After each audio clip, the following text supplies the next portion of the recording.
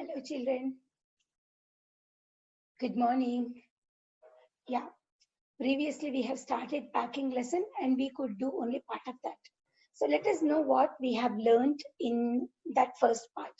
So you came to know that there were three friends, Jerome, Harris, and George, and those three were packing so that they can they're planning to go out somewhere. And so they started packing and uh, Jerome told that he would be doing the packing and both of them relaxed. And then after completing the packing, the way Harris told him that he forgot to keep the boots, irritated him. And then afterwards, he opened that and kept the boots. And then afterwards, he remembered that he forgot whether he had packed his toothbrush or not. So he had to open that again. And after taking out the searching for the toothbrush, he found it in the boot. And then afterwards, he closed it again. And then at that time, his friend told him that whether he had packed his soap or not. Then again, he just neglected that because he did not want to open it again. But again, he remembered that he forgot his spectacles inside that. So he opened that again and to take his specs. And then after he packed everything, and then at that time they had to pack even the hampers. So when they were when both Harris and George told that they would be doing that packing, hampers packing. So now, as they know that there were number of things on that to be packed, so Jerome felt that it was going to be really very exciting because they would be doing number of mistakes because he knew that Harris was really a very bad person to pack the things. He would do number of mistakes. Okay, so they started their packing by breaking the cup, and then afterwards Harris packed the strawberry jam and tomato, and he had to remove everything from with a spoon to clean that everything. Okay, now let us continue. And then it was George's turn, and he trod on the butter. I did not say anything, but I came over and sat on the edge of the table and watched them. So you can see that the way George was sitting on the edge of the table and watching, and you can see here Harris he stepped on the butter. Okay, now you can see the face of George there, and he did not tell. Okay, George stood on that, and it was Harris who was looking at that. Okay, it was George who was stepping on that, and then Harris who was looking at that. And now it irritated them more than anything I could have said. I felt that I made them nervous and excited, and they stepped on things and put things behind them, and then could not find them when they wanted them. And they packed the pies at the bottom and put heavy things on top and smashed the pies in. So George did not say anything. He was just very silently observing the things. So that made them still very big, that made them nervous, and they started doing many mistakes.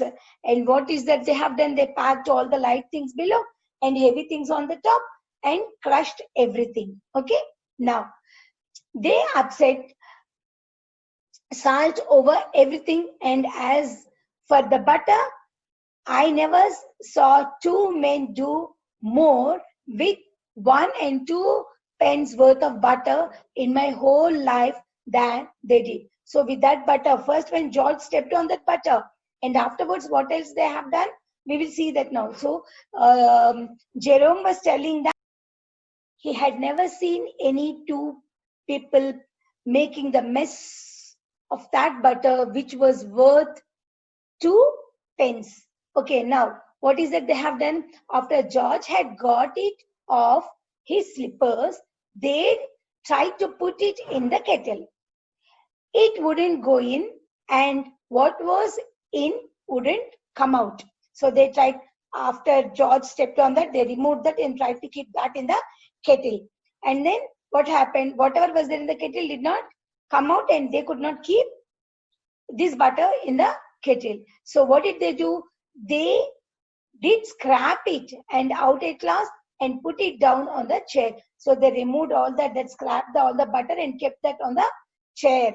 And Harris sat on that and it stuck to him. And they were looking for it all over the room. So they scrapped everything and put it on the chair. And then Harris went and sat on that. So that butter got stuck to Harris. And now they could not find it. So they started searching for butter everywhere. Now, what happened in 11th paragraph? I'll take my oath. I put it down on that chair, said George, staring at the empty seat. I saw you put it myself 1 minute ago, said Harris. Then they started round the room again looking for it, and then they met again in the center and stared at one another. Most extraordinary thing I have ever heard of, said George. So mysterious, said Harris. Then George got round at the back of Harris and saw it. And then, why, here it is all the time, he exclaimed indignantly. Where? Cried Harris, snipping round. Stand still, can't you? Roared George, flying after him. And they got it off and packed it in the teapot. So, when they were going round, it was George who saw it was stuck to back of Harris, and then he removed that, telling him, don't move.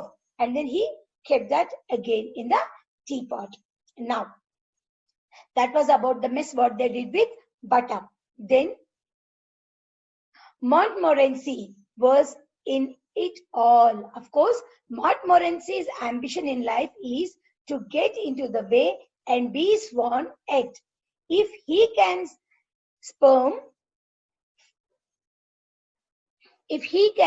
scream in anywhere where he particularly is not wanted and be a perfect nuisance and make people mad and have things thrown at his head, then he feels his day has not been wasted. So his only aim was to go around and see that he could disturb everybody. So when he felt that, yes, he did that, and he feels that his day was not wasted. And finally, do you know who was that Montmorency? Yes, in the picture you can see. It was Montmorency was nothing but the dog. Montmorency got into the hamper before Harris could land him with a frying pan. So now all the mess, whatever you are going to read now, was made by Montmorency. Now, to get somebody to stumble over him and curse him steadily for an hour is his highest aim and object. And when he was succeeded in accomplishing this, his conceit becomes quite unbearable. So what was that he wanted to do? To get somebody to stumble over him and curse him, scold him steadily for an hour is his highest aim. His aim is to make people scold him.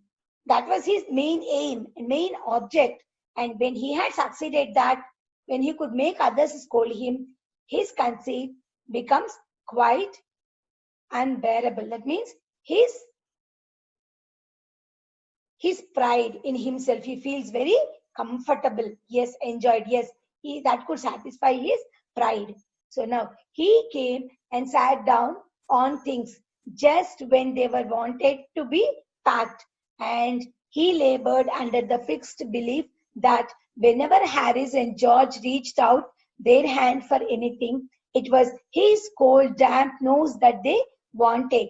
He put his leg into the jam and he worried the teaspoons and he pretended that the lemons were rats and got into the hampers and killed 3 of them before Harris could land him with a frying pan. So what is that Montmorency had done now? First, he was there when they were packing, moving here and there. So whenever they put their hand to take anything, instead of taking that, they used to touch the nose of this Montmorency. And then he put his leg into the jam and he worried the teaspoons. Worried means here spoiled everything or disturbed everything. They changed the place. And then he thought that these lemons were like rats. And as they were rolling, he was going and catching them. And finally, he killed 3 lemons. That means he smashed the 3 lemons. And then Harris tried his best to drive that away with a frying pan. Then what happened? Harris said, I encouraged him. I did not encourage him. A dog like that doesn't want any encouragement. It's the natural, original sin that is born in him that makes him to do things like that. So Harris told Jerome that it is you who is encouraging Montmorency to do all this kind of mischief. He blamed George, but George told, I did not encourage them. Actually, a dog of that energetic dog need not be encouraged to do anything. It's inborn talent, natural for that to do all that such kind of mischief. The packing was done at 12:50. And Harris sat on the back hamper and said he hoped nothing would be found broken. George said that if anything was broken, it was broken, which reflection seemed to comfort him. He also said he was ready for bed. We were all ready for bed. Harris was to sleep with us that night and we went upstairs. So they did that packing, and by 12:50 they made that packing, and Harris sat on that big hamper and closed everything. And George said that I think everybody would be broken without breaking that, everything will be neat. And George said that even if they were broken also, we can't do anything. So they were completely exhausted of that packing now. So we can't do anything. That made George feel a little bit comfortable. So now Harris was to sleep with them at that night so that next day, early morning, they can plan. So we tossed for beds and Harris had to sleep with me, with Jerome. He said, do you prefer the inside or the outside, Jay? I said, I generally prefer to sleep inside a bed. Harris said, it was odd. George said, what time shall I wake you, fellows? Harris said, 7. I said, no, 6, because I wanted to write some letters. Harris and I had a bit of a row over it, but at last split the difference and said 6:30. So Harris wanted to wake up at 7 and Jerome wanted to wake up at 6. So finally, after some argument, they decided to wake up at 6:30. So George made no answer and we found on going over that he had been asleep for some time. So already George was sleeping when these two people were arguing. No, wake up at 7. No, wake up at 6. So when they were arguing, George comfortably slept. So we planned the bath where he could tumble into it on getting out in the morning and went to bed ourselves. So what did they do? He was sleeping, no, by that time. So we placed a bath where he would tumble into it on getting out in the morning. So just made some small mischief. They kept their bath there so that he would get up and tumble and fall down and in the morning, and they went to bed themselves. So that is the story of packing. So I don't think whenever you are packing anything, you will make so many mistakes and make such mistakes, or not keeping the things properly. Everybody will have little bit of knowledge how to pack the things. Everybody will know that We have to keep all the light things above and heavy things below. So all that that's nothing but the common sense. And here, the way they made everything and added to that, this Montmorency, that really made a very big fuss for the entire packing thing. So that's the story written by Jerome K. Jerome in the three men in a boat. That entire story. So you can easily get the picture of how the entire story will be like, the three men in a boat. So in 2 or 3 classes, you already read 2 or 3 bits, but this is really very funny bit, packing. Okay, children? Thank you. You will find the homework afterwards. Okay? Complete all the notes.